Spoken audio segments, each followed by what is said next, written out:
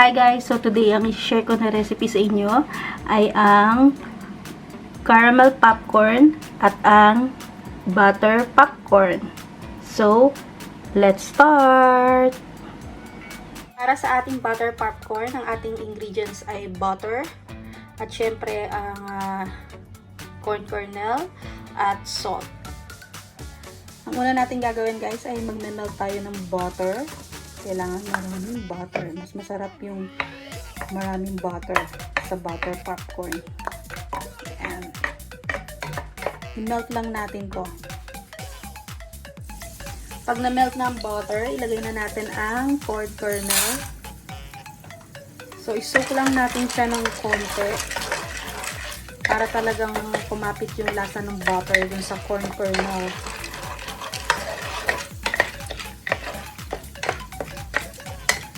And after that guys, ay isara nyo na ang lid. So, dapat yung kukunin yung lutuan ay talagang mahigpit siya. Kasi alam nyo naman na ang popcorn ay tumatalsik. So, hayaan nyo lang siya na mag-pop. At pag nawala na yung tunog, ibig sabihin ay pwede nyo nang patayin yung apoy.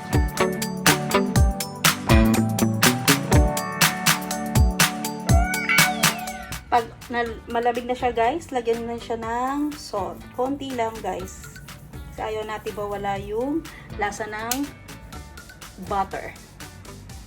Para sa caramel popcorn, ang ating ingredients ay ang corn kernel, baking soda, brown sugar, butter, at salt. Para sa ating caramel popcorn ay maglulutuin muna natin ang corn kernel. So, maglagay tayo ng oil.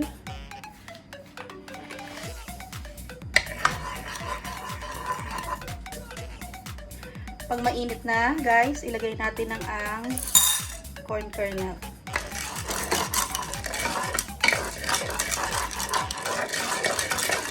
I-coat lang natin yung oil para talagang ano siya, bumababa dun sa corn kernel. Same procedure, takpan nyo ang lid at hintayin nyo siya na mag-pop.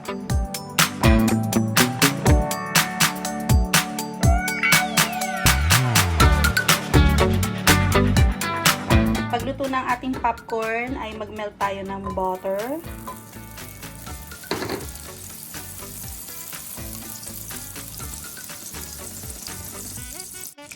Pag melt na ang ating butter, ilagay na natin ang brown sugar.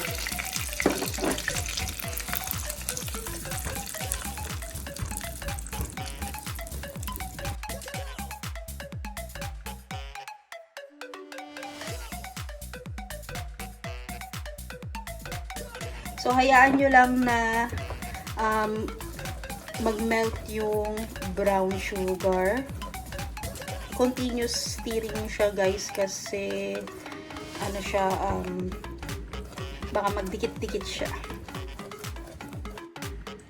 Pag nag-melt na ang brown sugar, guys, nakalimutan ko palang sabihin sa inyo yung isa pang ingredients. Maglagay tayo ng vanilla extract. Ayan.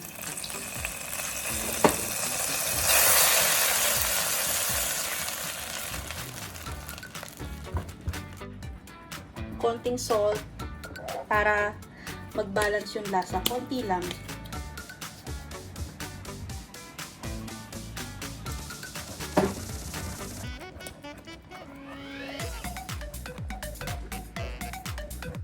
Hintayin lang natin siya na mag-boil ng konti.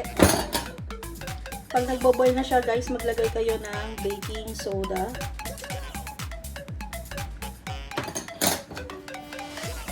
Continuous stirring. Nag-iiba na yung ano niyo, color niya. Then, patayin nyo ng apoy. Hayaan nyo yung init ng kalan ang mag-mix sa kanya.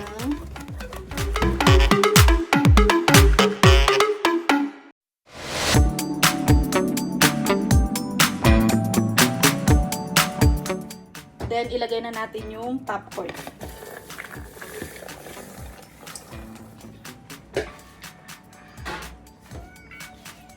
Haluin nyo lang ng maigi.